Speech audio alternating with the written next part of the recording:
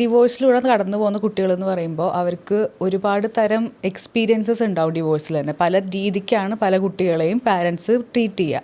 അപ്പോൾ അതിൽ കോമൺ ആയിട്ട് കണ്ടുവരുന്ന കുറച്ച് കാര്യങ്ങൾ എന്ന് വെച്ചാൽ, ഫസ്റ്റ് ഇവർക്ക് ഷോക്കാണ്, മീൻസ് ഡിവോഴ്സ് ആവുന്നു എന്നുള്ളൊരു ഷോക്കാണ്. രണ്ടാമത്തെ കാര്യം ആങ്സൈറ്റി ഫീച്ചേഴ്സ് കാണാറുണ്ട് ചില കുട്ടികളിൽ. കാരണം അവരുടെ ഫ്യൂച്ചർ എന്താണെന്നുള്ളത് ഭയങ്കര അൺസർട്ടൈൻ ആണ്. അപ്പോൾ കുട്ടികൾക്ക് ഭയങ്കര പേടിയാണ്, ആരുടെ കൂടെ പോവും, എന്താവും എൻ്റെ ഫ്യൂച്ചർ, അങ്ങനെയുള്ള കുറേ ആങ്സൈറ്റി ഫീച്ചേഴ്സ് കുട്ടികളിൽ കണ്ടുവരാറുണ്ട്.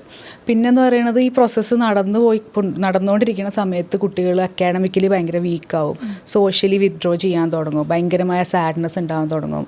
ഇവർ ഈ സോഷ്യൽ സിറ്റുവേഷൻസൊക്കെ വിത്ഡ്രോ ചെയ്യാൻ തുടങ്ങും, അവർക്ക് എങ്ങോട്ടും പോകാൻ ഇഷ്ടമില്ല, അങ്ങനത്തെ കുറേ കാര്യങ്ങൾ.